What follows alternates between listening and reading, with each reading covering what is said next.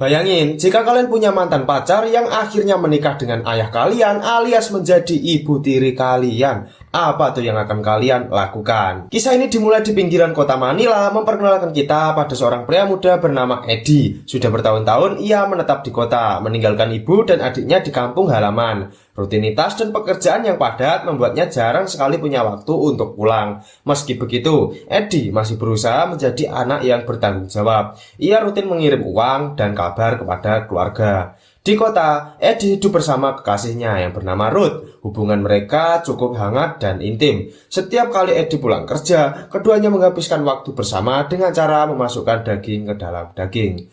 Sampai suatu hari, Eddie menerima kabar duka, ibunya meninggal dunia karena sakit. Ia tertegun, tak percaya karena selama ini sang ibu tak pernah bercerita soal penyakitnya apapun itu. Hatinya hancur, ia menyesal belum sempat membahagiakan sang ibu. Namun, karena alasan pekerjaan yang tak bisa ditinggalkan, Eddie tak bisa langsung pulang untuk menghadiri pemakaman. Setengah tahun berlalu, Eddie akhirnya punya waktu luang. Ia memutuskan untuk pulang ke kampung halamannya bersama Ruth. Begitu tiba, tujuan pertama mereka adalah makam sang ibu. Di sana, Eddie menangis terseduh, menyesali ketidakhadirannya di saat-saat terakhir sang ibu. Setelah itu, perjalanan berlanjut menuju rumah masa kecilnya. Begitu melewati gerbang, Eddie merasa ada yang aneh. Gerbang tertutup rapat, seolah ada sesuatu yang ingin disembunyikan. Tapi ia tak terlalu curiga dan langsung masuk. Rumah itu masih sama, tua, sederhana, dan penuh kenangan. Saat berkeliling halaman, pandangannya tiba-tiba terpaku pada sosok wanita yang sangat familiar. Ia adalah Lea, mantan kekasihnya semasa muda. Ketika Eddie merasa heran dan bingung apa yang dilakukan Lea di rumah ibunya, ia sempat menduga adiknya, Adam, telah menikung dan merebut Lea darinya ketika ia merantau.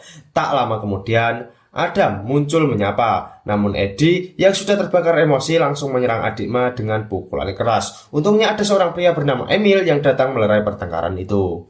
Malam harinya, Eddie duduk bersama Adam untuk meminta penjelasan. Dari situ terungkaplah ceritanya sebenarnya. 2 tahun lalu, ibu mereka menikah lagi dengan pria bernama Emil, orang yang kini tinggal di rumah itu. Emil dikenal baik, sabar, dan setia menemani ibu mereka hingga akhir hayat. Karena itulah sang ibu memperbolehkannya tinggal di rumah tersebut setelah ia meninggal. 3 bulan kemudian sang ibu berpulang, Emil menjalin hubungan asmara dengan Lea. Dan baru 2 minggu mereka menikah. Sejak itu, Lea tinggal di sana sebagai istri baru Emil, yang berarti secara resmi Lea kini adalah ibu tiri Eddie. Emil menegaskan bahwa ia sama sekali tidak tahu bahwa Lea dan Eddie pernah berpacaran. Ia menganggap semuanya kebetulan semata. Sementara itu, Emil juga menyinggung bahwa Eddie seharusnya introspeksi. Ia sibuk di kota sampai-sampai tak tahu bahwa ibunya menderita sakit parah selama 4 bulan terakhir hidupnya.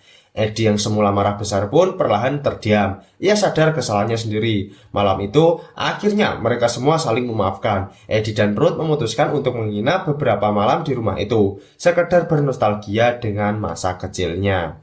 Keesokan harinya, saat Emil berangkat kerja, terjadi sesuatu yang janggal. Adam tiba-tiba muncul di belakang Lea dan mencoba menggoda wanita itu untuk melakukan hal yang tak senonoh. Lea menolak, mungkin karena pikirannya masih terpantau pada Eddie, mantan kekasih yang kini kembali hadir di hidupnya. Namun sore harinya suasana berubah. Adam dan Lea terlihat akur kembali dan kini Lea tak lagi menolak. Mereka pun larut dalam hubungan terlarang. Sementara itu, Eddie mulai merasakan gejolak yang sama. Setiap kali menatap Lea, kenangan lama kembali membanjiri pikirannya. Cinta masa lalu yang seharusnya padam justru mencala kembali. Meski kini status Lea adalah istri ayah tirinya, hasrat Eddie susah dibendung.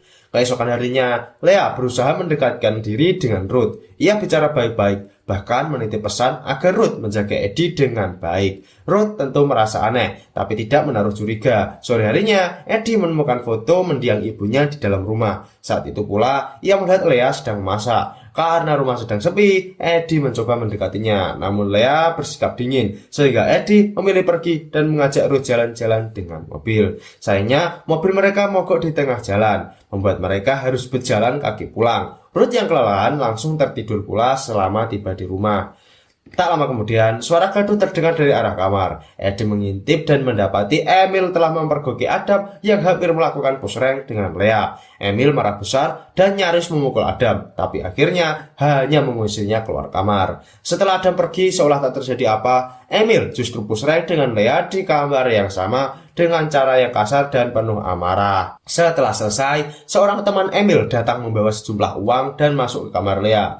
Emil pergi tanpa penjelasan, meninggalkan istrinya begitu saja. Eddie yang melihat semuanya dari luar kamar merasa iba dan marah. Ia akhirnya sadar bahwa Lea hanya dimanfaatkan Emil demi uang. Dengan amarah membara, Eddie mengambil golok dari dapur dan menyerang temannya Emil, yang akhirnya mengakhiri hidupnya seketika. Setelah kejadian itu, Eddie bergegas membawa Lea keluar kamar. Ia membangunkan Ruth dan mengajaknya kabur. Mereka bertiga berusaha meninggalkan rumah tersebut dengan hati berdebar.